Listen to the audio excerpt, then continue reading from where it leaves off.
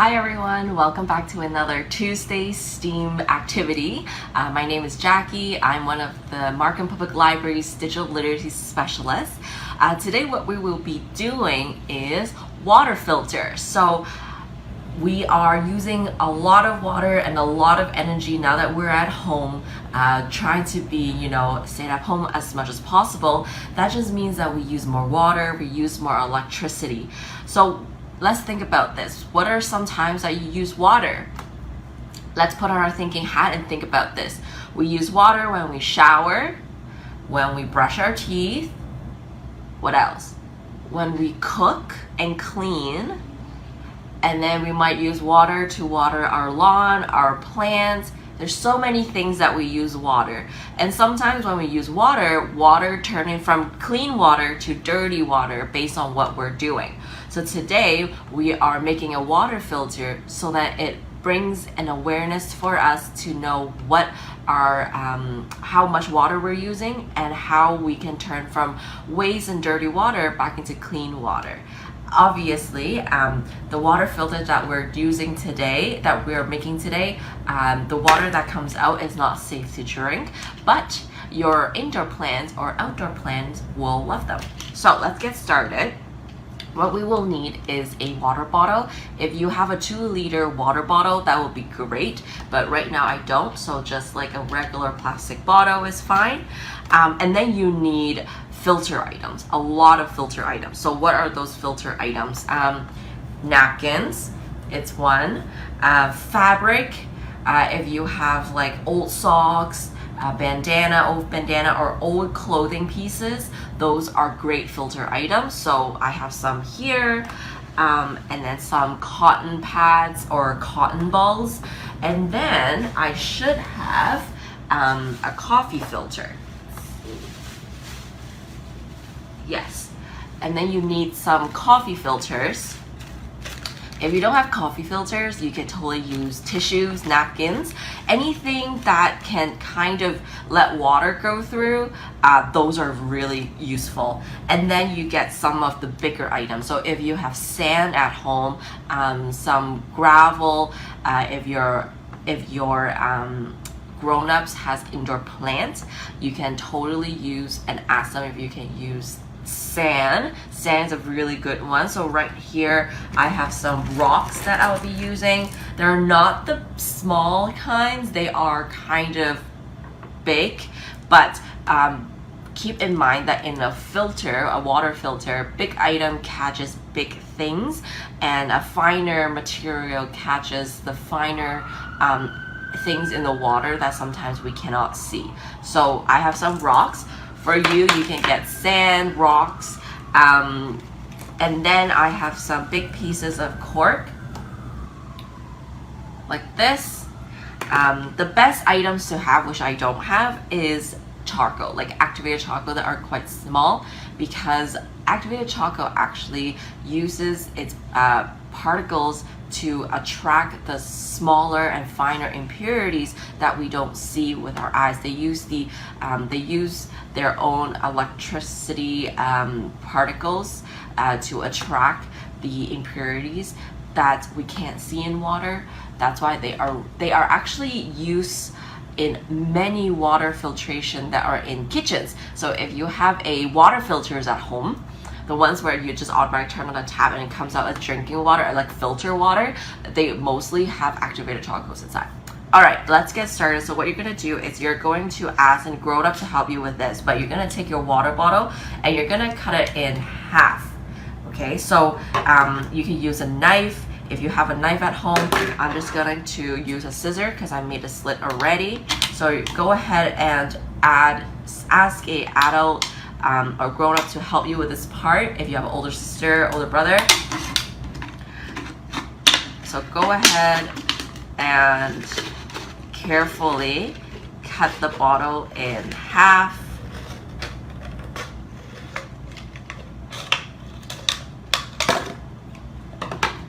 Like so, and this little guy becomes like a funnel. So it comes with a cap. Take off the cap and you're going to put the ends of the bottle on top of the other like this. So this is where we will put the filter items, and this is where clean water is going to come from. All right, so now you will need a paper and pen with you, or pencil, and we're going to write down the order of the items that we are going to put in. That way, if you have a lot of items like me, you can start brainstorming what to put first so you can keep track. Now, the scientific tip here is to put so remember this, the scientific tip is bigger item catches bigger impurities, finer items catch finer impurities. So when water goes through, think about which order should go first inside the filter.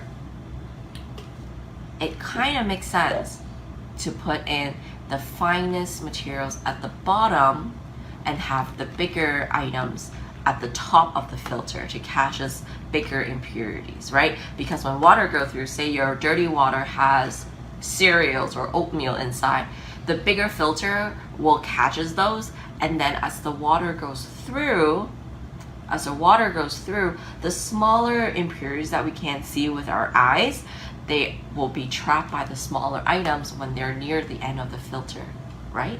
Okay, so I have 2 coffee filters, so I'm just gonna put it at the very bottom, which is the first layer. You also want to do coffee filter as a first layer, which is the last layer for the filter. Water filter is, as in a way, you can kind of catch everything, like all your filters, so it doesn't go through the actual hole. So since I have 2 coffee filter, I'm just gonna use 2. So if you don't have a coffee filter, no one drinks coffee at home, napkin, bandana, old clothing, those all works. So now 2 of my coffee filters are in there. Now I have paper towel, some cloth, and cotton pads. Which one should go next? I think I'm going to put paper towel next. I'm gonna rip it in half and I'm gonna put it in. I'm going by which one is the least finest and then make my way up.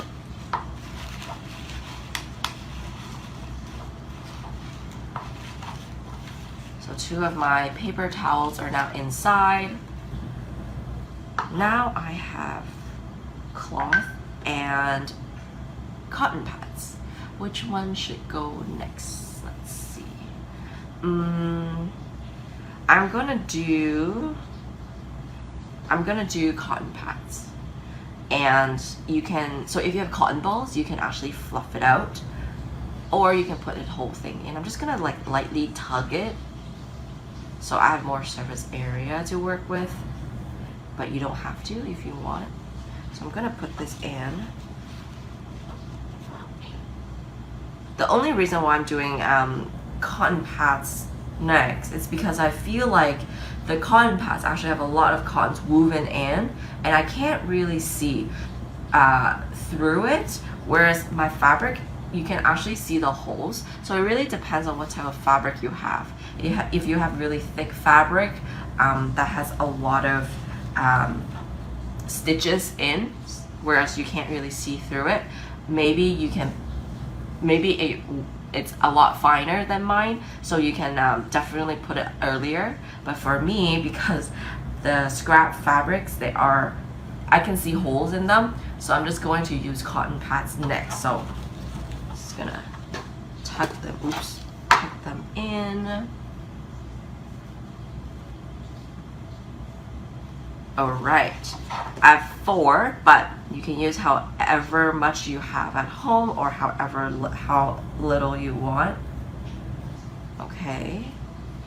Alright, so now I have 2 coffee filters, paper towel, and 4 cotton pads. They're all white, so you can't really see it, but here you go. Now I'm going to put my fabric in. I have a yellow piece of fabric. I'm just gonna put it in. And then I have some scraps. So like these are very long. So what you can do, you can actually like cut them in the smaller pieces, and then it so that it fits inside your filter. They are scrap anyway, so you can definitely cut them. Obviously, if you want to use fabric scrap, ask your adults, your grown-ups, if they have any clothing or kitchen towels that they want to get rid of, you can use them. Tea towels, those are really great. Don't go ahead and just take any socks you see and cut them up. That might not be very nice. So do ask around the house and see who has fabrics that they no longer need that you can use. So I'm just going to maybe cut 2 more.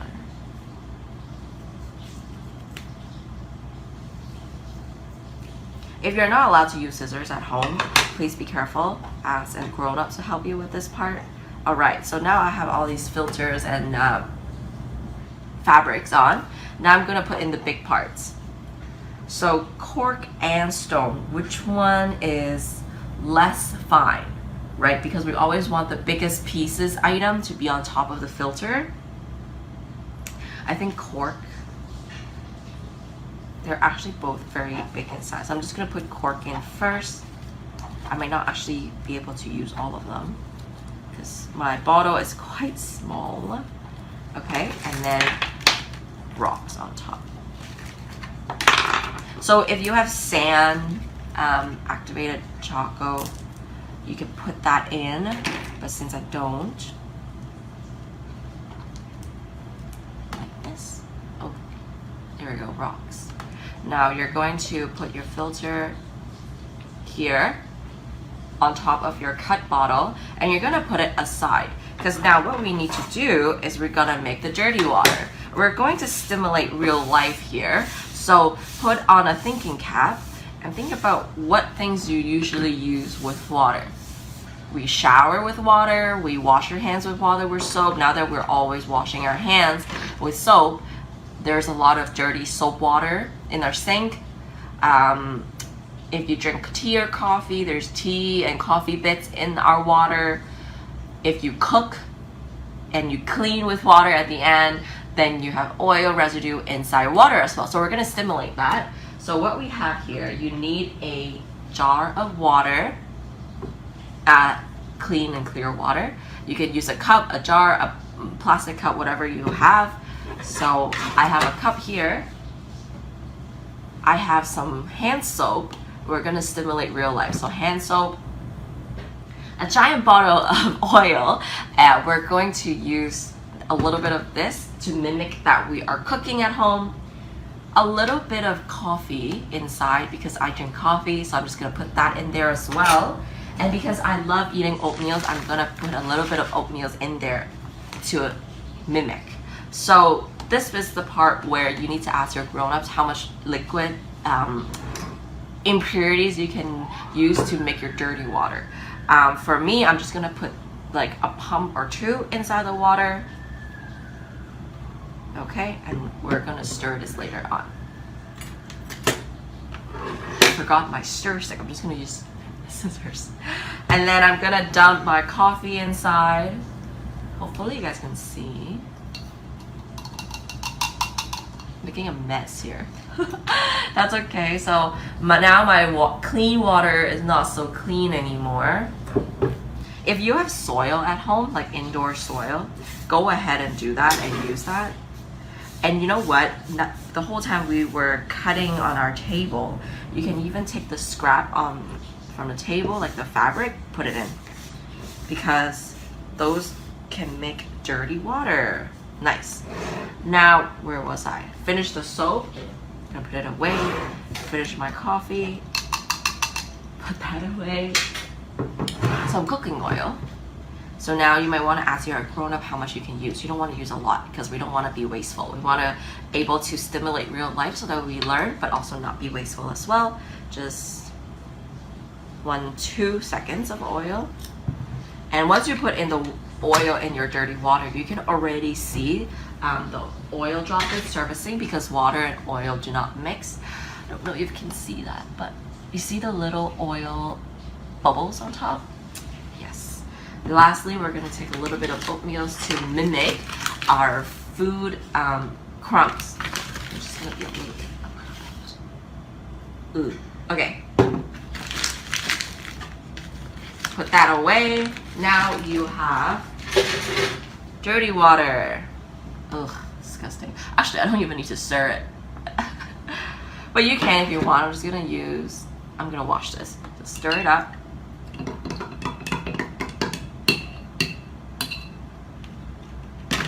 Wash it with soap because you have oil on it now. So now I have ugly water, dirty water, and we're gonna bring this filter back here, dirty water here. What you need is now a watch or a stop clock on your phone. So I'm going to take out my timer on my laptop and I'm gonna time how long it takes for the water to go through our water filter and come out with better water. Okay, and we're gonna count this. And the reason why we wanna count this is because the longer it takes to go through the filter, the cleaner the water gets. If you pour the water in and it takes like 30 seconds to go through all the filter, that means it's cleaner than if it takes 15 seconds. That means the lesser time it is, the less item it is, or the more gap the water can slide through. You really want the water to kind of go through each layer and kind of drip out clean water. So if you have a measuring spoon, you can use that, or you can just pour it in. So now I have my clock watch ready to go. Same thing for you, just carefully pour it in. I'm gonna look at the time and pour a little bit. I'm just gonna wait, see how long it will take to come out. So it's been 10 seconds now.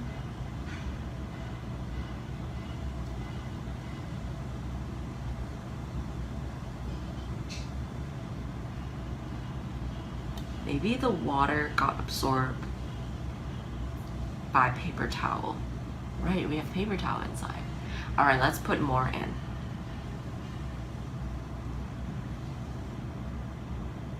This time I put a lot. Let's see. Oh, water's okay. Water is now dripping out. That took 45 seconds.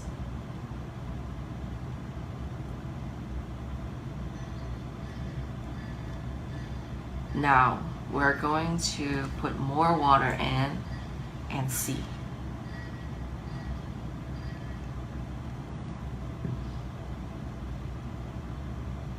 So you can, yes, you can see it now. You can see water dripping out, and the water that comes out, they're definitely not safe to drink for human, but I think your plant would like them, would love them. So now it is dripping out.